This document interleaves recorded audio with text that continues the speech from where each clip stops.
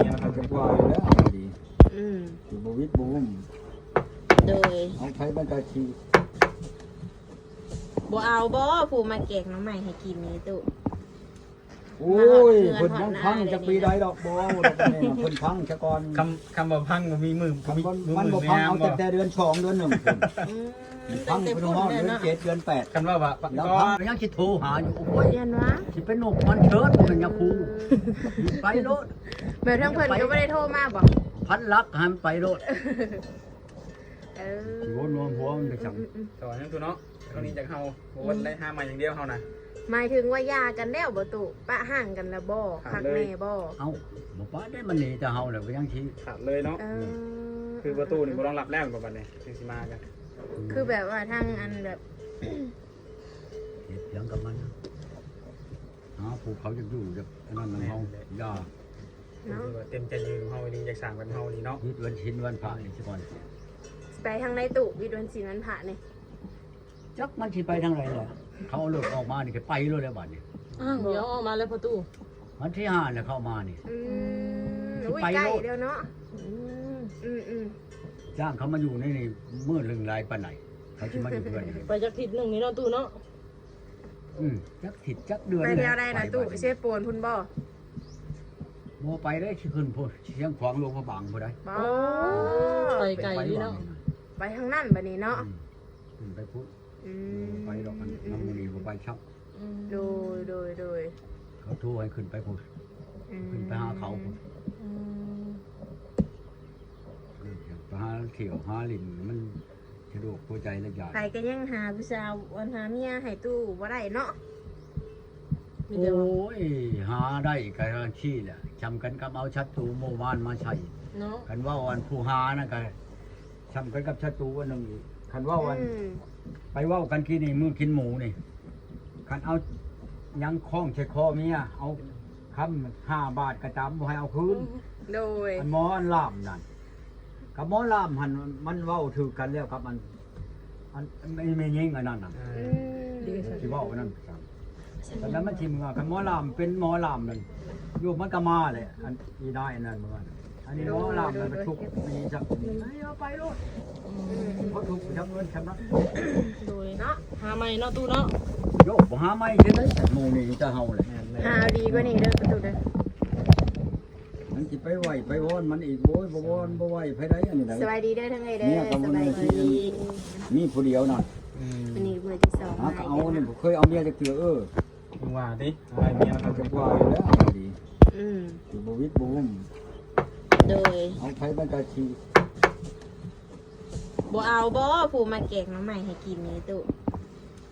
โอ้ยเพิ่นยังพังจะปีใดดอกบ่เอาดอกนี่เพิ่นพังซะก่อน คำว่าพังมีมือ มันบ่พังเอาแต่เดือน2เดือน1พุ่นพั ตั้ ง งแต่ เพิ่น พุ่น ฮอด เลย เดือน เนาะ 7เดือน8 คันว่าว่า แล้วพังไปอย่าละอืม โดย นี่ผู้บ่าวเราก็ได้ยินใจเลย ใช่ นี่ กลัว ใช่นะ เดือนไม่อยู่ดอก อยู่ผู้หันว่า อยู่โคราชผู้บ่าวอยู่โคราช ประตูเขียนไว้เรียบร้อยตัวประตู เท่า ไว้ นั้นโทร เนาะ มาเอาเว้าน้ำหมอนั่นแน่ว่าหมอแผ่นนั่นเช้าชัน เล่า นั่น เลย อืม ก็คือบอกว่าผมแล้ว เอ้ามันบ่เว้านำบ่มันบ่โทรหาเจ้าว่าฉันญาติเจ้าให้ให้เล่าอ่ะ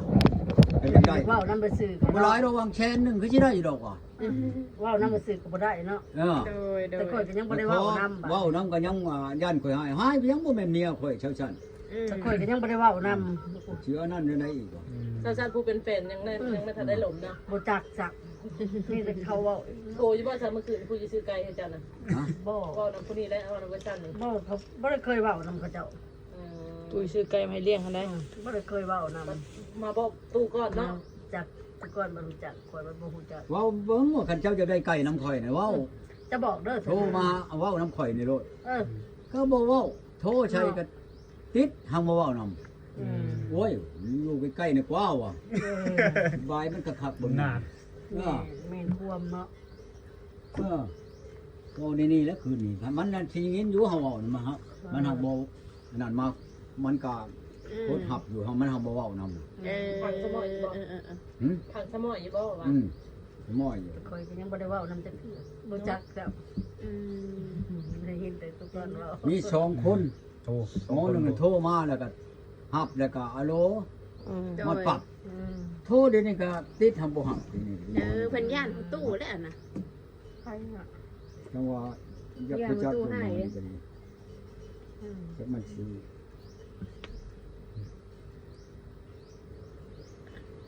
นี่เลยหมอนี่เลย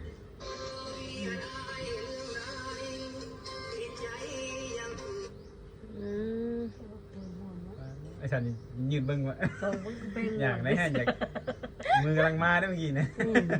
ดิฉันกำลังที่พ่น ซองเบิกตัวม่วนแต่ว่า โทรใช่แล้วก็หมอฮับหมอนี่ก็ฮับโทรคือมาตัวเองฮับบ่ทันได้ปากบ่ทันได้เว้าหยังอะโหลอะโหลใช่แล้วก็อะโหลใช่แล้วก็มาทับปานนี้จะมันเป็นจังไดต้มแหละมาแล้วก็เบื่อนะเห็นฮับอันเนี่ยนางแล้วจักมันตายเบิดแล้วบ่จังเนี่ยนางกับมันพักขี้แยงน่ะเบิ่งดูนะข้างแอง ยังแต่ยานางตัวนี้นะ อันบ่มี ก็แยงมีแล้ว มันยัง นะ ไปซื้อมาบ้านนี่มันก็ยัง พากันยังซื้อมาแล้วตู้2ถุงผมซื้อมาแล้วเมื่อวาน ซื้อ นี้ มาบ่ ยังแต่ยานางอย่างเดียว เครื่องแกงครบไปแล้วยังเหลือแต่น้ำยานางนั่นแหละ มียานางกับแม่บวบทั้งนั้น พักขี้แยงก็ใหม่ๆได้หั่นหมอนนั่นเอามาน่ะบ่ลองมาก่อนยันตายเบิดแล้วเน่าเบิดแล้วบ่จักแล้วมีโรคอันแห้งน่ะยังอยู่น่ะ พากันยังไม่เที่ยวเอามาแล้วหวานนี่ ใช่แต่ เอามาเลยบ่ เอามาก็ สบายเลยฉัน จะนั่งเลย แม่ยานางกันเหนียวเนาะตามน้ นี่น่ะ ำมาเพชรก็ตั้งแต่เบาแรกซื้อมาเฮ้อผู้ชายอยู่ระหว่างมาเพชรดิบนะ จับอยู่ในใช้ได้ยังอยู่ครับจักมันสิอยู่ใช้เจ้าเน่าเบิดแล้วบ่จักเขาเนี่ยมันบ่ได้วุ่นวายนำหยังนะ เนาะตู่ กินแล้วก็กินบ่กินแล้วก็ อ อยา ยู่ผู้เดียวเนาะตู่เนาะ ก็กินข้าววังนี่เด้หมู่เจ้าว่านี่ค่อย เออ กินนั่นแหละชุบหน่อไม้ตั้งแต่ได้3มื้อเลย มันยังบุกเสียบ่ ใส่ตู้เสีย เย็นตลอดเนาะ กินคนเดียวเนาะที่ฉันได้คนเดียวก็ซื้อมาหลายอย่างหลายแน แก ว งไม่ให้ซ้ำมือ เลย เนาะแกงน้ำไม้นะไก่ประตูตายเห็นแล้วบอก อยู่ใช่ อยู่เงากับน้ำไม้ถูก เป็นเน่าเลยตู้เป็นเน่า เน่าแหละ เปื่อย แต่เพราะว่านี่จังว่า บ่เห็ กิ น น แล้ว ปู ใหญ่ไก่บักใหญ่บ่ ไก่ผู้นี่แหละ ผู้ใหญ่ ไก่ เติบ ผู้ ไก่มันเยอะสีขาวเนาะ อืม บ่ได้นั่นมันบ่ได้วนวายนะมัน มันก็แล้ว ตายแล้ว ตายไปตายดังเงา ทิ่มนะ ไก่ ตาย ลาย ไก่ เพิ่น ก็ เนาะ ยังเห็นดอกเนาะ ไก่บ่ไก่ลายครับ ใจร้าย เสียงรถเอ้ย จักตัวใดเหี้ยจักตัวใดยัง อืม คันว่าอันพื้นนั้นคันมาคั่วไก่นี่ตามมันอยู่นํกันแต่เก่ามันนั่นอีนายโหมเช่ามาแล้วคือ ใช่ลง นั่นแหละก็ตัวนั้นตัวนี้บ่เห็นบ่จักอันนั้นเราก็ผู้จักได้เราชื่อได้หน่อย อืม นอกคันเราโอ้ยต้มผู้จักต้มต้มโอ้ขักอะไร อันนี้เพิ่นนำชื่อบ่อไก่เนาะ ซ้ำพ่อครัวก็บ่ครัวอีกเมียมาวันชื่นนี่วัดบ่บายครัวเจ้าครัวต้มแล้วก็ไว้ปะหยัง เฉพาะ เนาะ เว้ยมันขัก มือไก่ประตูตายแต่ไหนว่าเมียคือมานอนประตูลบ แม่น ไก่ ว่านั่น เนาะ โดย ใครมา อาจารย์ใส่ลมบ่ ดิฉันโทรหาได้โทรศัพท์ได้หาเธอมาบ่ จักแล้วทำไป เอ้า ก็โมโหกันแล้ว เราลงบ่เบิ่งเลย ไม่เห็นหลุดนะ เสียบ่ได้ถือเหรอ มันจะถึงบ่ ครับ ข้าวแห้ง วันนี้ยังวันนี้ไผมาหาบ่ประตู คือไร มื้อนี้นะ บ่มีดอกบ่ได้มีใครได้ ยันว่ามีผู้อันเพิ่นพาพิเศษพิสามาหาแล้ว ทำดีผ่านมาดอกนี้ โลโลห่อนนะทางสันห่อนบ่ ดอก มันไวไปจัก ตื่นเต้นจังเนาะ ไก่ประตูมันไว เออคือว่าบ่เห็นคุยหยัง พั กัน น ใส่ นะ เสื้อกันจังละหอด นอนบ่เป็นหลับเป็นตื่นคืนนี้ จะได้ได้ดูคิดฮอด มี เมีย คน บ่ นี่คนผู้หนึ่ง โดย ที่รถมาจอดในประตู อืม นี่ก็คอยอยู่มาขายประตู กลางคืนประตู หอยรถหอบรถ บ่ มันหักบ่ได้เอาหัวไผออกไปแต่วันนี้หัวไผออกไปกันยังเห็นนี่หรอก กลางคืนดิ ทันอยู่ เมื่อคืนนี้บอกประตู กลางคืน โทษเชยบอกบุญมันบัดที่มันรับแล้วคงเลิกตื่นเลยเด้ชีเบนโมงเนี่ย อืม บอกบุญหลัดคอยม้อยบอกบุญก็บอก ติดอยู่ห้องมันบ่หับแต่หมอนั้นออกลัดกับชิวจับอยู่ดอกมันอยู่ในหนทางหมอเลยเป็นหมอตายทางไกลบ้านเลยนะ บ่ฮู้ซ้ํที่ประตูว่าไผเนาะเอาเพิ่น จัก มา แล้ แล้ว วเนาะ ของเดียวหมู่หลักมาเนาะแต่ว่าเถียงกันชื่อมันสิว่าอยู่น้ำกันนั่นนอนทงอยู่จักกันเบิดอันที่ว่าเบิดโทรให้กันเบิดแต่มันเกิดอยู่ใช้แล้วด่วนๆใช้การรถหนาวออกกันนั่นเบิดเท่านั้น จะเทียมไปเลยเนาะบางคนใกล้กัน เสียงแตกระเบิดนางบ่ชันให้ช่วยกันโลดไปชนะทั้งบ้านคือกันแต่ว่าหาเฮาโทรบ่ได้มันบอกก็ยังยินเสียงระเบิดบ่เรื่องนั่นแหละที่บ้านช่วยกันโลดโดยไว้โลดนั่นดอกเรื่องบอกกันเบิดแล้วคือนอนในถุงนั้น เพิ่นมาอย่างได้11 โมงกลางคืนเนาะตุเป็น ก็สิเว้าก็มันสิมาอันนั้น มาเบิ่งโมงหรือ11 โมงช้ำนี่แหละเที่ยงเลยเนาะที่รถนั่นก็ดังดอกเบิกมาจอดเพิ่นก็พังกระดิกลุกมาพังมันก็จะว่าเดี๋ยวคอยใครประตูนั้นเบื้องนั้นมันยังเสียงประตูจับรถหอบรถ แปลกเนาะประตูเนาะ เนาะ แปลกเนาะวะ แปลกในจังหน่อยนอนก็บ่เป็นรับเป็นตื่นบัดนี้เนาะระวังอยากฟังหมอนี่มานะ เนาะ ระวังยันหมูยันควายแล้วเนาะพ่อใหญ่เนาะ โอ้ระวังอะไรเนี่ยเนาะ รถจักรประตูใน กันมาประตู เห็นบ่ผิดหาเบิ่งนานแล้วในตู้หั่นแหละเบิ่ง สบายดี สวัสดี เด้อ ไม่ใช่อยู่ในไก่อันบ่เฮ็ดงานแล้วก็ตัวลุมเด้อตัวลุมก็เบิ่งเด้อตัวนั้นน่ะ เบิ่งเนาะมีแต่พวกน้ำหนักอันนี้ สาวไปลูก กินหัวเพียง ไปอันนั้น รถ ขอแชร์ตัวนึง เห็นบ่ คอยได้ทันได้ ผมนี่บ่ผิดมันก็แกงบ่เป็นแล้วเฮ้ย นั่นแหละเห็นบ่มันเป็น เห็นบ่ เห็นแล้ว ฟ้าตัวสูง ตรง ไว้ นี้ นี่เนาะ อันนั้น บ่รุ่นแบบว่ากินนี่นะกินด้านยังชานเทบ่ไหวนะ ลองดูอยากชีบเบิ่งชีมือหน่อย เนาะ สิเป็นอะไร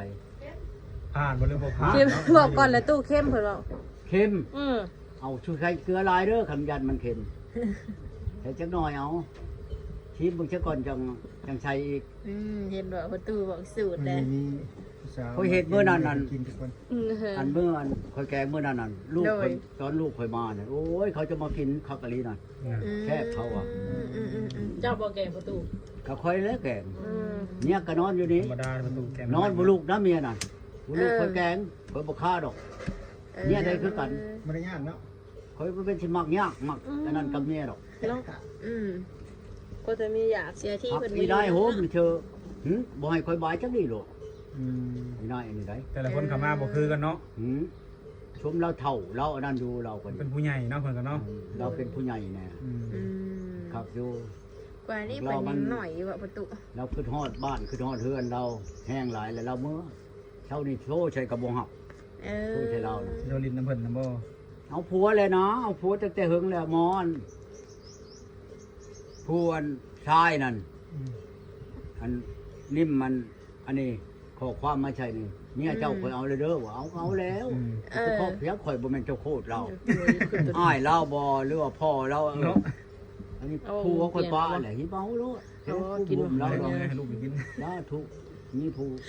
เพิ่นบ่สิอ่านกิน กันกับอันนี่นายเฮงนวลห้วยลาด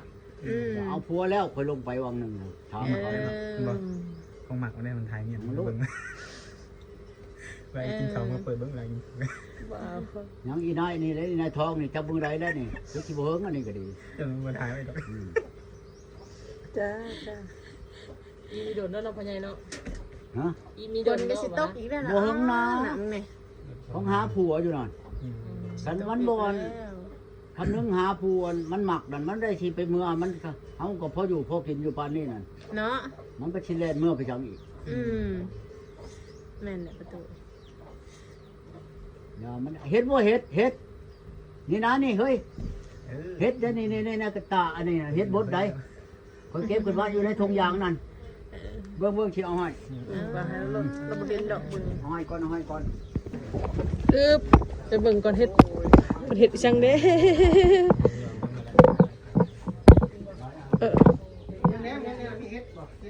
โอ้เฮ็ดบดงามอะลีนี่ อืม หลายเลยใช่แล้วใส่นั่นก็ มันลายแนวแล้วบ่ดิ น้ำพริกไทยยา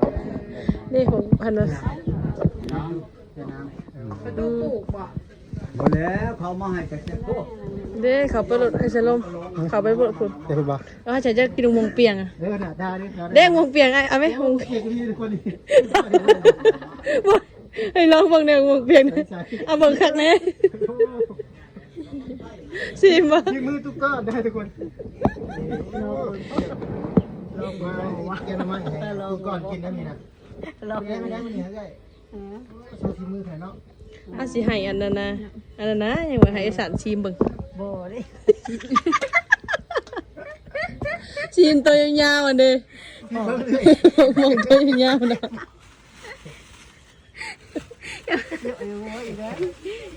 อย่าบอกให้ทั้งเอ่ยบนหัวแล้วมันกำลังใส่สมาธิอยู่นั่นนี่นะ โยยันว่าเนาะ สองมันเราอยู่นี่ทุกคน อย่าบอกก็อยากว่าหยังก็ว่าไป อย่าเราบ่เห็นบ่ เออ เห็นแล้วอ่ะคนคิดว่าก่อนก็เห็นแล้ว ประมาณกันมา